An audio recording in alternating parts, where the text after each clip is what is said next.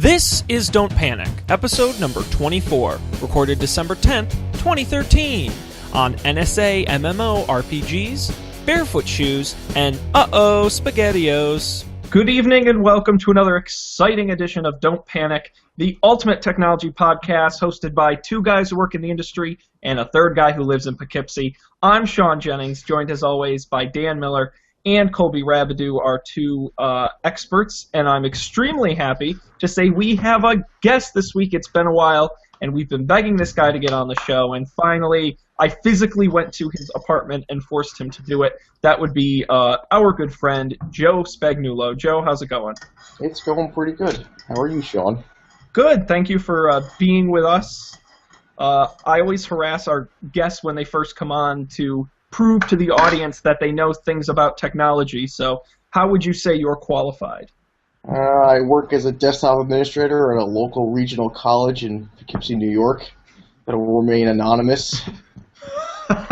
It's better that way. So, Joe, are you saying that your opinions do not in any way reflect those of your employer? No, not at all.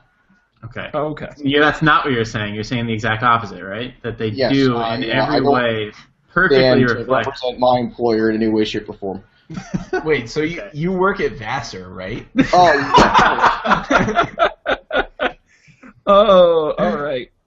Wonderful. Well, we're so excited to have you, and we have a lot of great stories today. I'll start off by reminding everybody to always check us out on our website, don'tpanic.io. We do the show live every Monday night, 11 p.m. Eastern, 8 p.m. Pacific, and you can find the live episodes there. You can also get past video and audio episodes as well. Be sure to subscribe to us on iTunes, get the latest episodes as they're posted, and of course, facebook.com/don'tpanicshow. Again, the best way to keep up to date on what we're doing. So why don't we get right into it, and we're going to start with a real fun story. As many of you may know, and some of you may not, I'm an advertising major in college, and one day I want to work in advertising, maybe social media, and nothing makes me happier than when a major brand really screws up on social media, and this week was no exception. How many of you guys are fans with SpaghettiOs? I have SpaghettiOs every day. Really? Kidding. That can't be good. I feel like that's a quick way to an early death. Well, SpaghettiOs, you can follow them on Twitter like most good brands. I don't know what they could say that would matter, but SpaghettiOs got in a bit of trouble this week as they celebrated the anniversary of Pearl Harbor with this photo of a little SpaghettiOs man holding a flag and tweeting out, "Take a moment to remember Pearl Harbor with us." And that photo. I'll let that sink in for a minute. The goofy, smiling SpaghettiOs mascot asking you to remember Pearl Harbor. Well, unsurprisingly, the internet did not take well to it. There were a lot of jokes floating around, including photoshopping the SpaghettiOs image onto other famous disasters. I'm going to see if I can find some of these, because these were really funny. The big deal was, it looks like they were doing it in good faith of the Memorial Day. Well, that's the beauty of it, is they don't have to. So here's one. Someone tweeted, "And here I thought the evening was winding down, but then, SpaghettiOs," and it's the SpaghettiOs man on the Titanic. So when you combine it with their phrase, it makes it a little worse. Yes, and that was the hashtag. Wait, go back. What was that other one? So here's one at the Hindenburg disaster, and let's see. See, now the Hindenburg disaster, that's long ago. That's long enough. That's actually funny. That's okay. Not too soon. Yes. So this isn't certainly the first time we've seen a brand make a major faux pas like this. I don't know, Joe. I thought that was an interesting opinion you had there. You don't think this is that big of a deal? Well, they didn't put their phrase SpaghettiOs anywhere in there, did they? They just had the picture of him holding an American flag. Yeah, it was that picture, and then they tweeted out with it, "Take a moment to remember #Pearl Harbor with us."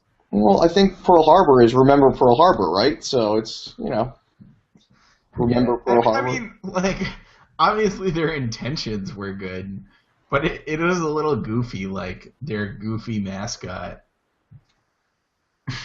Yeah, and the fact the SpaghettiOs, even though they didn't use it, it kind of set them up. Yeah. For failure. Now also, they did. Hashtag Pearl Harbor is a weird hashtag. Well, I'm sure probably... You have to congregate around these stories, all right, Colby, so you can start the discussions and, the engagement. Sean can tell you all about this. Yeah. Well, I was going to say... Well, no, I was going to say, if there's anything you learn when learning about how to properly use social media, the number one rule is there's no need to get involved where there's any risk for failure. Like, it's better to just not post anything than get involved in something like this if there's even a whiff of controversy. And honestly, if they had not posted the photo with it, I think it would have been reasonably okay, or Oh, yeah. But without the photo, it's just remember Pearl Harbor. And to be honest, this isn't the worst tweet I've ever seen. What was the AT&T one? Well, that one, here, I'll put it up on the screen for you. This was at this year's anniversary of 9/11. And AT&T tweeted, "Never forget," and then a photo of someone holding a phone, and behind it, the Twin Towers. The CEO had to apologize for that one. As they so often do. But yeah, I mean, this certainly, and it's going to continue to happen time and time again, but my advice to these companies is, for the love of God, just don't say anything. Sean, what about the social media is for them to say something so they can get some reaction back. But why do you have to say 9/11? Leave it alone. It's something that people, have out there to get involved with, I guess, for lack of a better term. I don't know. Like what's the upside? You say something nice about 9/11 and you get a little traction versus the downside? Well, I don't know. So I think the real problem is that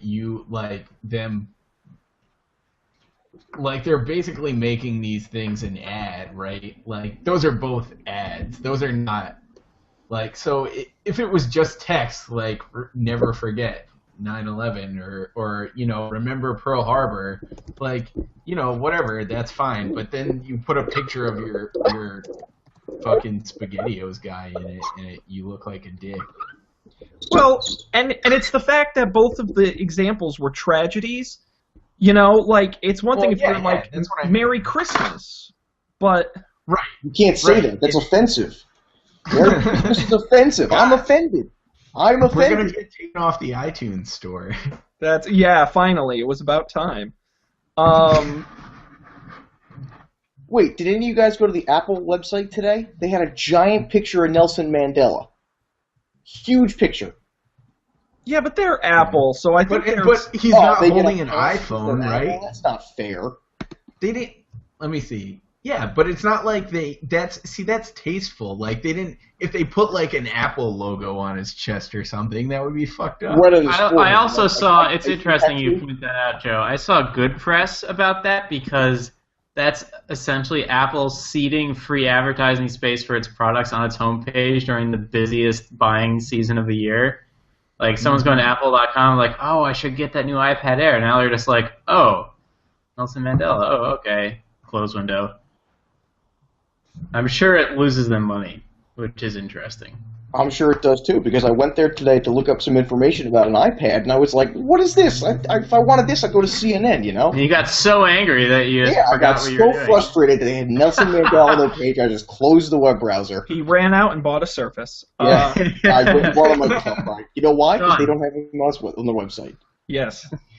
Sean, what about the age-old mantra that any press is good press or whatever? Any publicity. Well, that's the good news, is that social media has such a short shelf life. I remember some of the older ones because I study this, but how many of you guys? I'm trying to think back. Who remembers when there was the riots in the Middle East in Egypt, and Kenneth Cole cracked a joke on their Twitter about how everyone was rioting to get their new spring collection. Not me. Oh, Like nobody terrible. remembers that. That's bad taste. But again, and there was a big thing about it. They had to apologize. It was a meme for a little while, but then everyone forgot. So, in a few months, we're not going to remember this, but for the time being, it is news, and Never forget. never forget. That's right. Never forget. I agree with Dan on that. Any press is good press when it comes to social media because of the short lifespan of it. We should start a Twitter called Never Forget that just brings these things up again. Horrible tragedies, and we just make on the anniversary. No. That resurfaces old social media fails. Oh, there you go. As you were. Yeah. We should be one that's never too soon, and just start posting horrible things about things that are way too soon to be doing it for. And we'll do it so we can sell more pasta in a can. All right. Well, enough about the fine folks at SpaghettiOs and their intolerance. Let's move on to another story. Let's talk about one of our most commonly talked about subjects on this show, the National Security Administration. Dan, what shenanigans is the NSA up to this week? Oh, so I think they're running out of material. So last week, I think it's worth pointing out that they came out that the NSA tracks all the locations of cell phones around the world, which I guess isn't that surprising. At this point, who cares? They can probably figure out where you are based on who you're calling anyways. But, so it turns out that the NSA has this project to monitor the communications of online worlds, including World of Warcraft and Second Life, under the assumption, with no given evidence, that there's criminal activity taking place there, which I will point out is really interesting. There is some talk so the NSA sucks down all the text on the internet supposedly and analyzes it, and that's great, but they can't analyze GNOME Morse code. If you tapped out Morse code by crouching your character in a video game to communicate a message, that would show up in the raw data. It would show up on the raw data, but you'd have to know what you were looking for. The counter to that is, if you read Cryptonomicon, you'll find out the NSA is very good at finding random signal and noise. In fact, that's all cryptography is. So I'm not sure that's a good reason to do this. It's mostly hilarious because there's this whole document about what could be going on, but there's no evidence that it is, and so the NSA is paying people to play World of Warcraft to try to infiltrate these criminal networks. The other thing that could be happening is money laundering, where you buy with real money virtual goods and then sell the virtual goods for more money, but it's actually illegal in World of Warcraft, so I'm sure there's easier ways to do that. Like Bitcoin. Like Bitcoin, yeah, exactly. So, yeah, I don't know. I just thought it was funny. Well, I'll tell you one thing. I bet the NSA isn't tracking crouching for Morse code in Call of Duty because all the teabagging that goes on, they never find anything. Everybody. But that's the thing, Joe. They would find something because the teabagging is random, whereas a message would not be random. Yeah, I guess you're right. It would probably make it easier for them to find it, right? I don't know. I mean, I barely know anything about this stuff. Just enough to be really fascinated by how you'd figure it out. Because, any code looks encrypted like it's random data, but if a code isn't secure, it's because it's actually not random. And Joe, you just muted Sean. I'm not entirely clear. Does Sean offending you? Be careful what you do, because one time... I hit a button. This may be great. One time, Joe, I accidentally banned myself and Sean from the show. I have no idea how to fix this. Let me see if I can do it. Oh, I can't unmute. You have to I can click on the unmute. little... Oh, there we go. I just muted him. This is what. I did it again. Stop it! Sorry. I was because trying I started to unmute you. because I started the call. I'm in charge of who gets muted and who gets booted. So watch yourselves. Sean, I was trying to type you. Not if I ban you from myself, thereby kicking us both out of the call, though. Wow, you must be desperate. That's what happened last time. But anyways. So right. What interests me about this story is that I like this story. Me too. Because it's not the fact that the NSA is in World of Warcraft and Second Life, which, by the way, is Second Life still a thing? Yes. Okay. One of the professors at the unnamed college that I work at use it for their classes and social experimentations. That's wacky. It is. So this tells me that the government is actively looking for new and creative ways bad people will use to commit crimes. And to me, that's reassuring. Because even though they've said we haven't proven it, you know what? As long as our government thinks of it first, that's wonderful. So I want to see more stories like this of that they're getting involved in all these new avenues of communication we haven't even thought of.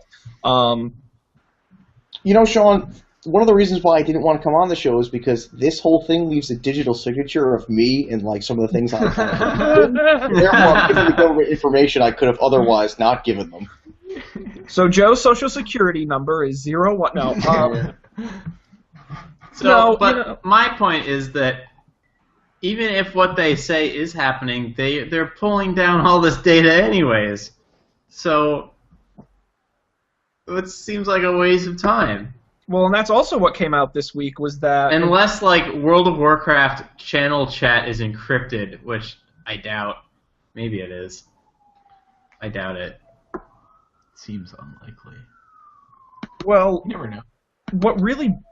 Finally, an NSA story bothered me. This week it came out that, and again, not surprisingly, that the NSA can activate your webcam without turning on the little light. Yeah. Which really bothered me because I always thought, well, you know, if they're going to spy on me, I'll know because the little light will come on, but I shouldn't be what's the difference surprised. between turning the light on and knowing everything else about you? Well, I don't write anything interesting in emails, but I don't want them, like, watching me. I mean, your phone has a microphone on it, right? They can turn that on. You'd never know. Sean does some weird stuff in front of I the do. computer, It's just that one hit a little close to home. That's all. Are you going to start taping your webcam over? Like, I'm thinking about it. They're real hardcore security guys? I don't want to be that gals. guy. So one of the things I really like about this new HD webcam that Sean convinced me to get is that it like neatly covers up the cinema display webcam.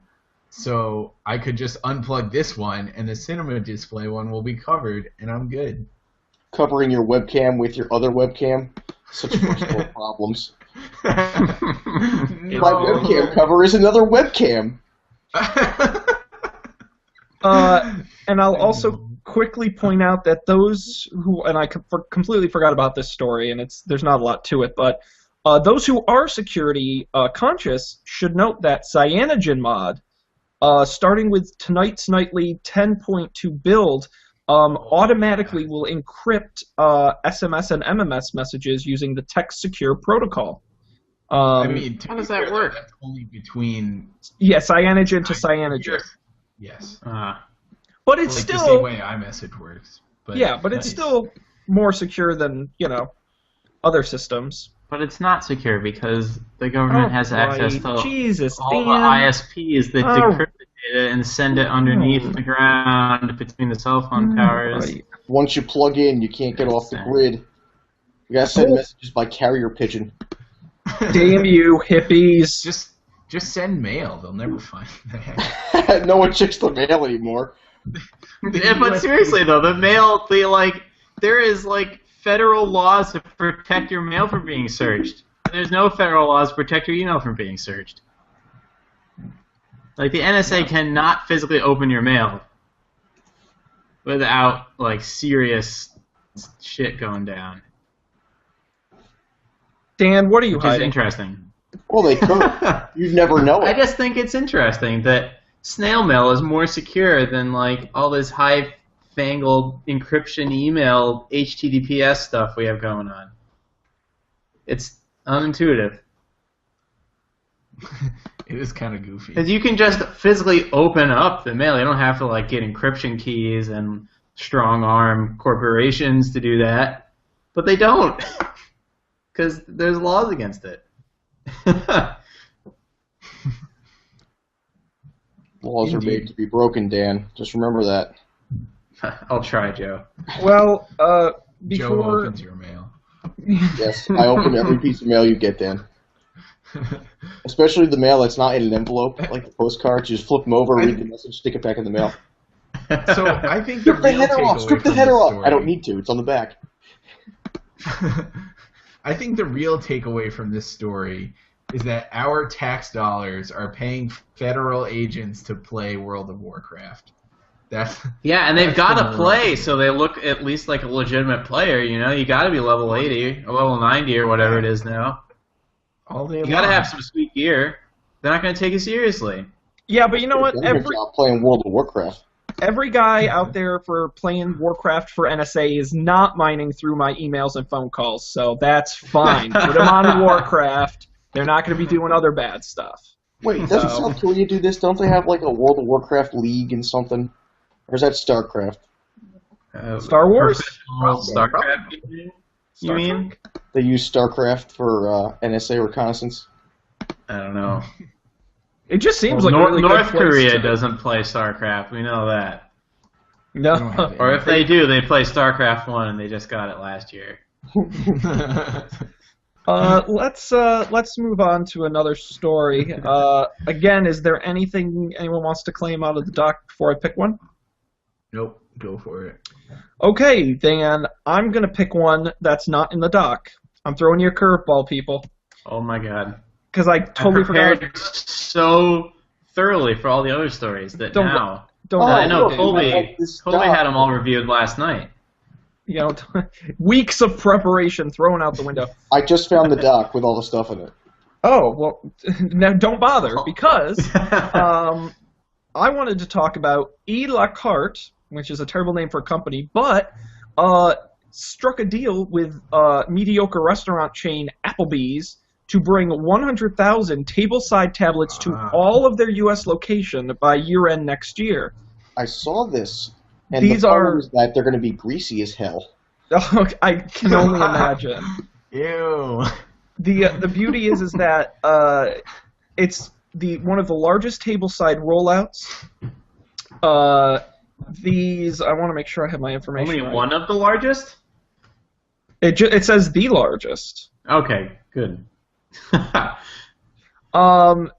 So it would allow you to place orders, sign up for loyalty programs and use them, make payments.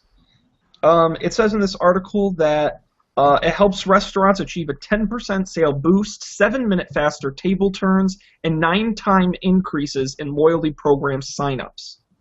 Now the real question is, does it let us split a check and have everyone swipe their cards individually? Probably not. Yeah. Because that would be useful, and they never do anything useful.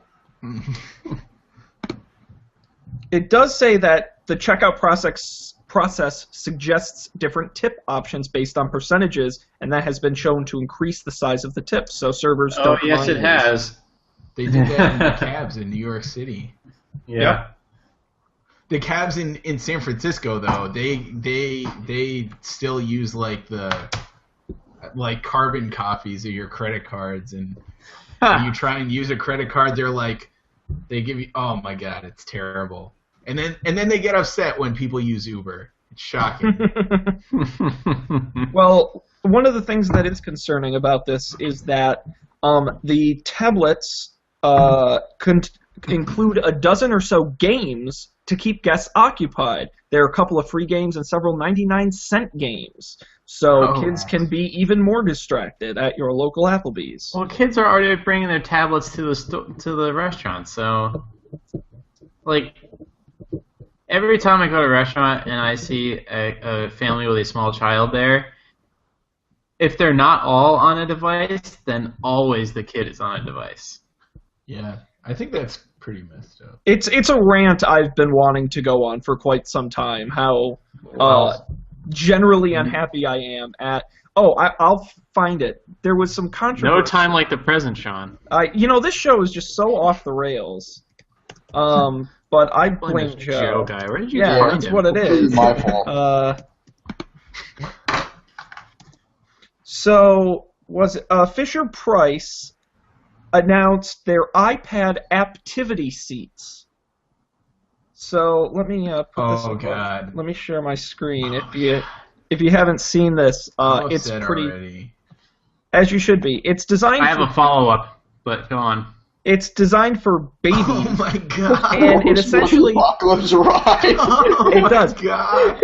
And it mounts the iPad right above the This is a baby. A baby. What? Newborn to toddler. Newborn babies have an iPad. Think about it. The only thing they do is like slash at the screen, and I mean that's perfect. I don't even know what to say. Like, this is so disturbing. Never mind the fact that children of an older age, even use iPads. Go back up to the term CTA Digital's iPoddy. Oh yeah. We'll look at that too, because that's a good one. The iPoddy. If you haven't seen this, it's an iPad like a motorcycle. toilet. I think this would be good for me in my apartment. I would use that. A human-sized iPoddy here. Look at that kid. He looks so happy. Yeah. I mean, this is like really messed up. What is happening? Here's another child iPad product. I mean, what? Wait. I'm more concerned with what he's wearing. What is? Lamb's skin? I don't know. They're probably a hippie organic family.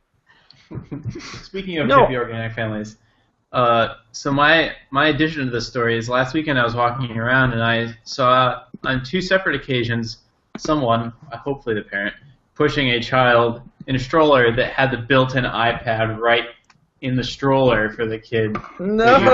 Velcroed in. Yeah. Oh, come What on. have we done? What have we done? But what this also drives home is like the next generation of people won't want to use an actual computer because they've literally grown up using this touch screen. Using a keyboard will probably feel like incredibly anachronistic to them. Like rotary phones were for us. Like you just stare at it and you're like, why on earth was this even ever a thing? That's terrifying. That's the scariest part of this story to me. Did any of you guys see the Pixar movie WALL-E with all the fat people in the floating chairs? That's what we're turning into. That's true. Those were Technology that is big bad. thing with the Bad for iPad. That was like the exact thing in WALL-E. That's what they were all like. God. What's ironic is that Steve Jobs was heavily involved in Pixar and he's still alive when that movie was made. It's just that I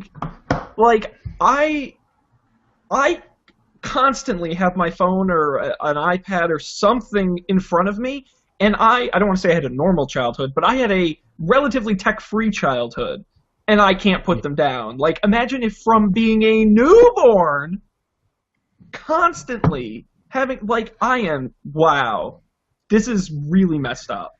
Well, there's hope, right? So No, there isn't. I think we were the generation that was going to have TV destroy us, right? And probably several generations. And look at what before us. happened. We're in a recession. Well, but how? I don't hardly ever watch TV.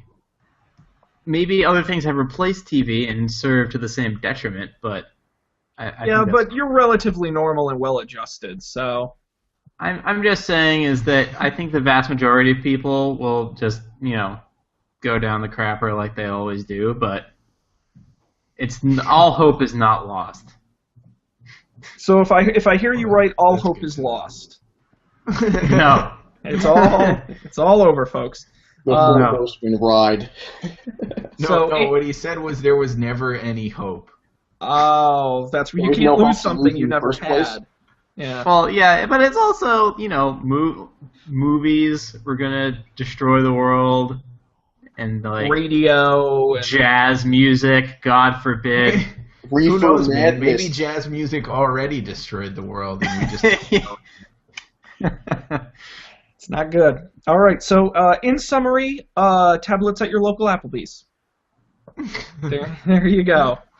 Check. Probably the only thing that could ever get me to voluntarily go to an Applebee's. So I would go back for posterity.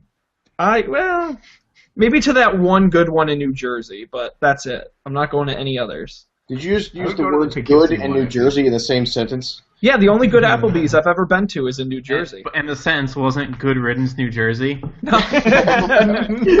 It's good to be leaving New Jersey. Yeah. All right. Colby, you put in this link about Google Maps. Oh yeah. So what is this? I've never seen this. So apparently on Google Maps, there's I'll share my screen. Are you going to share your location history with us? Yeah, I'll take you through my last couple days. So on Google Maps, they have this thing now that's like your location history, which is like, you know, all the time that your Android phone pings Google to let it know where you are. Oh, I don't have an Android phone. This you can see. I assume it's to Android. It might be iOS too if you have like Google Now or something. But this was my day today. So you can. I started in San Francisco. I traveled all the way down the 101 to Menlo Park, where I spent a decent portion of time at Facebook HQ, and then I returned back to San Francisco. If we zoom in, we can. Well, I don't know. I didn't take my Android to go get lunch. Go get dinner. So you can't see me leave for there. But you can go back day by day and see. This was Sunday. I spent my entire day in the Mission on Sunday. On Saturday, I left my Android phone at home, so you can see I didn't move at all. And Friday, Colby, let's see your dashboard. My what? Your dashboard. What the tab on the top next to map. Nope. You did the wrong thing. You should reopen that window. Oh, I didn't see this. Yeah, get ready. How do I spend my time? This is going to be really exciting. Look at this. It looks like Google knows you better than you know yourself. Yeah. This is actually just like a new NSA leak that accidentally leaked everyone's. Yeah. See, yeah, but this is cool because it scares me. This is the stuff that scares me. What? That they know where you are all the time. But it's Google, Joe. They won't do any evil. They said Colby, so. let's check out your trips down at the bottom. See how many trips you've gone on. Airplane trips. Now Dan is just stalking Colby. I went to Chicago. God. They know where you are, Colby. What bothers me about this is that, like, I don't recall ever saying, "Okay, Google, you can watch everything I know." No, don't say that. You're giving orders to your phone. What? oh no. You probably did say it. You're probably like drunk one night and you're like, "Okay, Google, you can keep track of where I am at all times." And it was listening. So sarcastic Google, make voice sure I get commands. home safe from this night of drinking. Yeah. I don't know, man. Like, that's totally something that I would just turn on because, I don't know, it's kind of interesting, but It is pretty cool. it's also not something I would. So I to did happen some. without my permission. I did some research, and this is currently an Android thing on devices anywhere from 4.1 to 4.3. And it comes from whenever you use a Google app or service, which is pretty much all the time on an Android device. And this is just merely they had been keeping this. It's just recently that they put it on a map for you to view. So I have some sporadic things as an iPhone user, but only like once every 3 months for some reason. Yeah, the only things I have was when I had my Nexus 7 tablet. It never has pinged me with on my iPhone. But I think it's cool. Honestly, I think this is cool. It would be cool if they had asked, or not told me until they asked, and then they were like, "Hey, by the way." No, see, the problem is they did ask, they just weren't clear in asking, because there must have been some setting where they said, "Can we use your location for Google services?" Yeah. And you said yes. Right. It's really the fact that they're all tied up in their new privacy policy from a few months ago also. Yeah, it's just the fact that they're storing them that's kind of the weird craziness. Yeah. Well, the NSA knows where I was since I started work. Well, and now they know where you're going. They know where you're going to be before you know where you're going to be. Probably. I got to start mixing it up. And now that you shared your location on this show, anyone who watches it knows where you are, so... That's true. No worries, Colby. We're Better get out of town, Colby. Leave your phone behind. Leaving on Saturday. Bug out back, get to the woods. I'm out, man. Outstanding. Well, I do want to have a quick follow-up on our story from last week. Last week we talked about Dell's new Ultra HD 4K monitors. Well, it was Sony held a press conference to announce their CES press conference. I'm not making that up. Only Sony. And they said in their pre-press conference that their press conference is going to be heavily focused around 4K and Ultra HD. Not only for television and displays and video cameras, but also 4K laptops and 4K smartphones. They also said in here that they're going to continue to make a push into the smartphone market in the U.S. where they haven't had a particularly big impact. So I guess my question is a 4K smartphone something we really want / need? Does it matter? Like, I know it's going to be a thing, but will you even be able to tell the difference? I thought that was the point of Retina, is that you couldn't... Yeah, so Retina is already so high resolution, you're saying that you can't distinguish the pixels as it stands. I guess you could hold it closer to your face and still not be able to... Can you even focus that close to your face, though? I don't know. Focus about this far. And at that point, just get a Google Glass, and then you won't have to hold up your phone. I mean, that's true. What's crazy about what worries me about this is battery life, because all of a sudden you're now pushing double the right, because current like 1080p is 2K, right, and now this goes to 4K, or is it 1K going to 4K? I don't know. I can't remember. But either way, at minimum you're doubling. It's just not buying a Sony phone. Well, that's the other problem. America, continue what you've been doing and don't buy a Sony phone. Is that your solution to everything? Just don't buy a Sony phone. Just don't. Just don't do it. We got this. We got this. It is kind of weird how you think about it, because from everything I've read, Sony makes nice phones. I guess they've just never gotten traction in the U.S. So keep an eye out for that, and Don't Panic is your #1 source for all the CES coverage, probably a week after it happens. So keep an eye out. You don't want to pay for tickets to go out there? Yes, I would love to. Guys, what do you say? We'll all meet up in Las Vegas? I think there are worse places to meet up. We'll get some press passes. We'll check it out. So we can do one more story or move on to picks. What do you guys want to do? I think we should picks. What do we have? I have a quick story that's also not on the thing. Okay, then by all means, Dan, you interrupt. Go for it. Okay. So I was just reading this story because I was totally bored of whatever you guys were just talking about.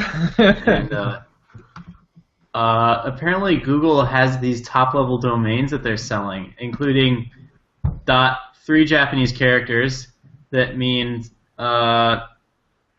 everyone in English, .dad, .esquire, .here, .meme, .prof, .zip, .ads, .day, .fly, .how, .mov, .rsvp, .boo, my favorite, .eat, .foo, my second favorite, .ing, which is probably going to be the most profitable one here, .new, and .soy. Wow. That's awesome. What's the cost for one of those? We should get don'tpanic.soy. I like don'tpanic.dad. I'll click the become a partner button. See how much that'll cost us.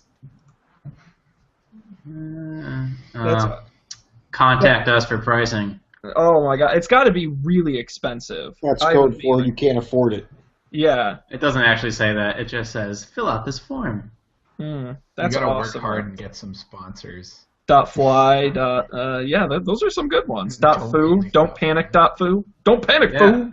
I like that one. Mr. T. Foo. Yeah, exactly. Think of all I pity the .foo. I pity the .foo. God. I like if you're a really angry son, you can have I hate you. Dad. If you're Sugar Ray, you can get I just want a .fly. There's so many good ones. This is wonderful. It's gonna be a great couple of years. Well, I know what I'm gonna ask for Christmas. But let's find some stuff for the rest of you to ask for Christmas with our picks of the week. And we are going to start with our guest, actually. Joe, do you have a pick this week you'd like to discuss? I have to buy 3 Chromecasts for, all my family. Possibly 4. So I'm going with Chromecasts for Christmas. Do you have a Chromecast? I don't. Not yet. He borrowed mine. And it was awesome. It was game-changing. Really? Yes. Okay. Outstanding. No, and I've been loving this weekend. It was awesome because I was watching NFL Red Zone on my laptop and then Chromecasting via Chrome the Patriots game to my TV. It was awesome. So that is a great pick, and it's been on the top of a lot of holiday wish lists at that price. It's kind of a great gift item. Nice. So outstanding. Chromecast, still pretty awesome, and always adding new stuff as well. I've been using, I talked last week, Google Play Music, Pandora, HBO Go, Hulu, in addition to Netflix. Wonderful. Let's talk shoes. Okay. So my camera's having trouble, but... Well, here, I can share my screen. I can share the screen. I think it's... Well, you'll let me know if my screen sharing is working. So, many years ago, people extolled to me the virtues of the Vibram's 5-finger shoes, which are, they look like this. They look kind of ridiculous. We can't see your screen, so... Oh, that's I will... if you tell me specifically what shoe you're looking at, I'll put their website up on mine. So my pick is the vivobarefoot.com. Okay. Yeah. But the Vibram's 5-finger shoe is the shoe that has individually toed toe slots. I don't know what you'd call it. Yeah. Which looks pretty genuinely bizarre. Yeah. I like the idea. So the idea is that it's better for you to stand on your feet closer to the ground with less arch in your sole, because that's how we were designed to stand. And we were designed to stand on our feet much of the day, much more than we do now. But I didn't quite have the chutzpah to look that ridiculous, although it was rightly pointed out to me that I'm living in one of the 2 places in the U.S. where this would not be totally bizarre, to be wearing around, but I didn't. Luckily for me, recently people recommended me this shoe, the Vivo Barefoot brand. They make a bunch of different styles of shoe that all look very reasonable, from like running shoes to casual shoes to like super hipster shoes that have this same flat sole without the individual toes. And I picked some up.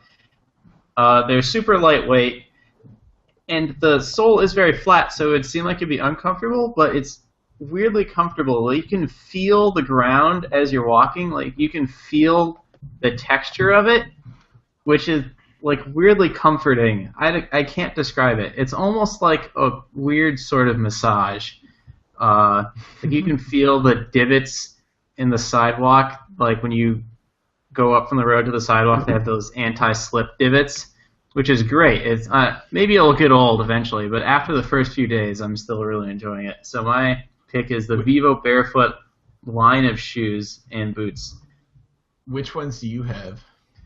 That's a good question. I have the casual-looking brown leather ones. I'm going to turn my camera back on and see if you can see me. How do I do that again? Can you see my face? We can see your still face. Can you see this shoe that I am now holding? Nope. No.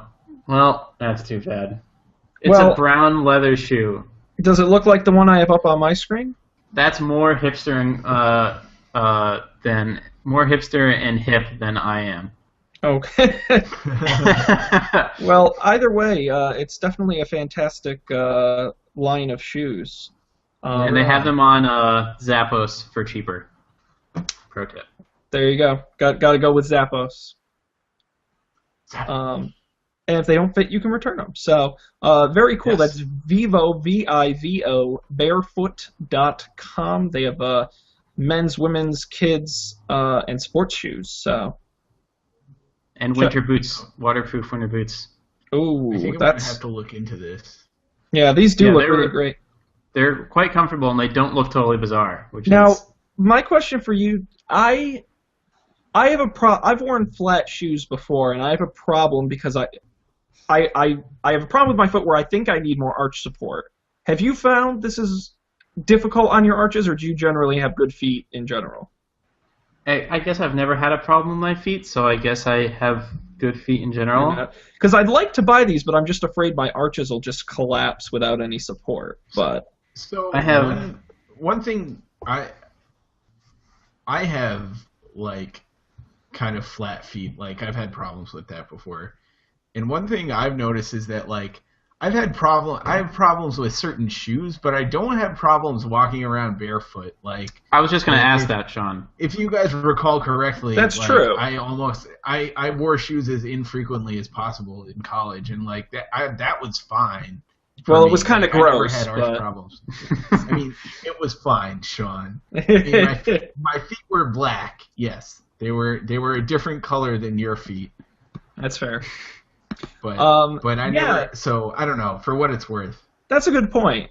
That's a good Zappos, point, so you can return them. Yeah, absolutely. No, that's us, and they're good looking shoes too. Like, really. Yeah. And all the flat ones, kind of barefoot ones I've seen, are all athletic shoes. So it's nice to see some that are not so sporty. Yeah. So wonderful. VivoBarefoot.com. I'm going to jump in and go next. And I'm going to talk about Slice. All right, quick show of hands. How many of you guys? Well, we can't see Dan's hand, but how many of you guys buy stuff on the internet? Me. Everybody. Okay. Well, we live in the 21st century. We have Amazon. We buy stuff on the internet. The problem is, if you're like me, you buy a lot of stuff on the internet, and you want a way to keep track of it that's relatively easy. So have I got a website for you? It's Slice, SLICE.com. And I am going to share my screen now so you can see how much money I've blown on crap on the internet. And Slice, what Slice does is, if you use Gmail, or I believe it works with Yahoo Mail and Hotmail, you connect your email to Slice, and yes, I know, Slice goes through all your emails automatically, and it sucks out all your purchase data. So as you buy things, it automatically adds it to your Slice. The name, whether or not it's been purchased or shipped, the shipping information. I currently have 784 items in my Slice catalog. I've been using this for actually a couple of years. And as I scroll down, you'll see everything I've bought. Here's the webcam I'm using. It says delivered at the time and the date, the name. I can click this button here, and it'll show you all of the shipping tracking information. Where it is, it says here it was delivered at my door, where it was sent from. And it automatically, I didn't have to put any of this in, okay? So I'll click track shipments here. It shows I have one active shipment. It's expected to be delivered Wednesday. It's in Kearney, New Jersey now. And I can add alerts and information. There's also your purchase history, which I find works well about 80% of the time. But it will group them into categories, so I don't know what 5 automotive things I've bought. So there you go. So some wiper blades and a replacement mirror glass. So it knows those are automotive. I can hit home and kitchen. And there's a steel mug, a vegetable steamer. Hey, that's my vegetable steamer. That's right. I bought Joe a vegetable steamer. And all kinds of things.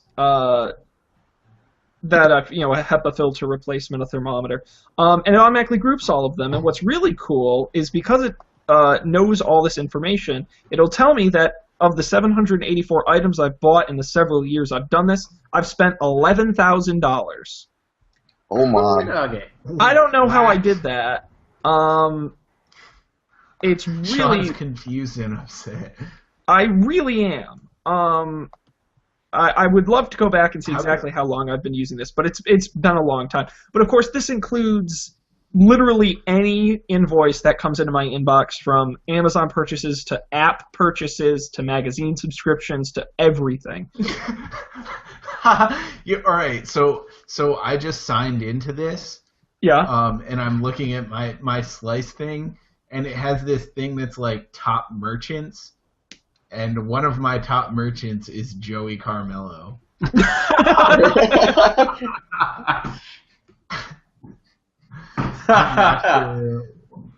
you can see. I know why. He bought me.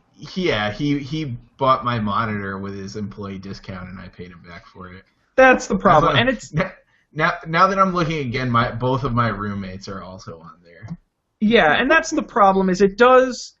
If you want it to be really accurate, you have to put some effort in. For example, here it says I've spent over $1,000 at Apple.com. Well, that's because I bought 2 iPads, but I also sold both iPads, and it doesn't show that. So it's things like that.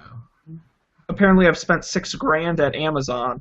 I don't know how the hell that's possible, but I did. No wonder they're building these drones. It's now, not. I'm curious. Will this go back into your history and pull stuff out? Yeah. Oh yeah, it scans your entire email. But again, it's not going to be perfect. It works better if you keep track of it over time. But yeah, absolutely. And it gives you a nice little chart. You can group by category, by merchant, by a frame of time. It says I spend most of mine on electronics and accessories, no surprise.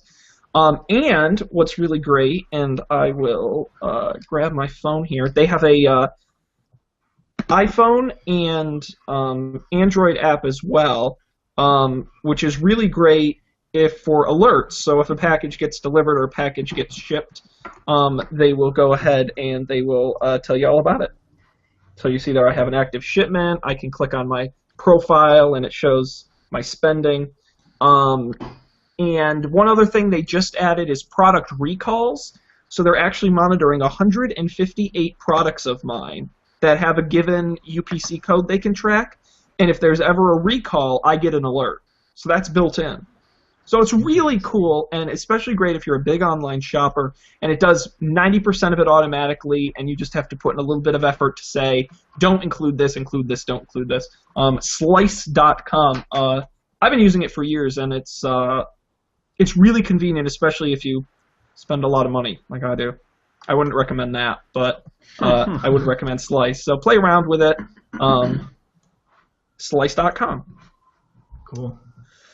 So let's move on to some hardware. And Colby, you've got some cutting-edge technology here for us. What is LightPack? So I just saw this online today, and it's not actually a thing you can buy yet, but apparently it was a Kickstarter project that was successfully funded.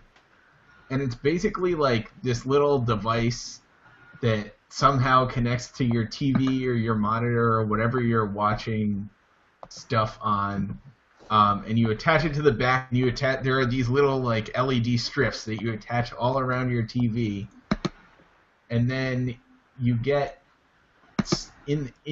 so behind your TV it like reflects the ambient light. It like reflects the colors of the screen of whatever's on your screen. So it's like supposed to be kind of an immersive experience thing, and like it's also good for your eyes because it makes it easier for your eyes to focus in a dark room on just the screen.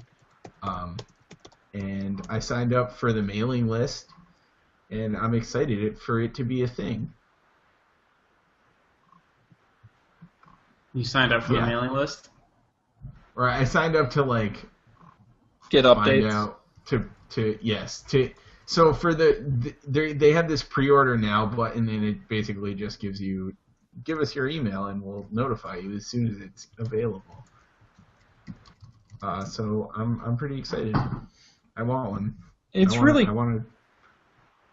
really awesome, especially because vision issues with monitors is a really big deal. So anything you can do to alleviate that while at the same time creating an immersive experience is yeah, I think it's super cool. It like makes your TV feel bigger. I think so I think that's also part of the idea is that like once your TV is bigger than like 36 inches or you're not ever looking, you can never see the whole picture. You can only see focus on a part of it.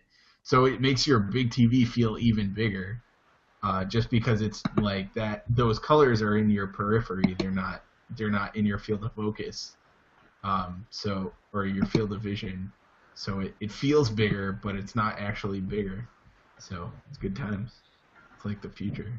It's a super cool idea, and I know I can't remember which, but there was a brand of TV that for a while was really pushing and promoting the idea of using the lights around the TV, but it's kind of cool that you can take and attach this to your own television without having to go out and buy a new one. What I remember was something out of like Microsoft's research division that they were doing with like Kinect and like lights around the room or something. That was the last thing like this that I remember seeing, and I thought that was cool too. But hey, man. It's cool stuff, so stay here for Don't Panic, the cutting edge of making your TV glow. Outstanding. All right, well, do you guys have anything else you want to discuss or plug before we wrap for this evening? I don't think so. Next week we might actually have a new website. We don't know. Eventually. They're working on it. Yeah. I don't know. I'd like to thank Joe for coming on and joining us. Yay! Yeah. I'd like to thank you guys for having me. This was a lot of fun. Joe, is there anything you want to plug? Nah, not that I can think of. Oh, okay. You can follow Joe on Nowhere because he's a private man and it's none of your business. Exactly. Well, wonderful. Well, thank you, Joe. And, of course, Dan and Colby, as always, another wonderful episode of Don't Panic. Again, I'll remind everybody, don'tpanic.io is our website. Facebook.com/don'tpanicshow is our Facebook page. And, of course, if you have any feedback, comments, or anything you want us to talk about on the show, hit us up, don'tpanicshow@gmail.com. We love having feedback, and if there's anything exciting you want us to talk about, we'll definitely do it on next week's show. So for now, we will wrap up, and we'll be back next Monday with an exciting edition and maybe a new website. But until then, good night.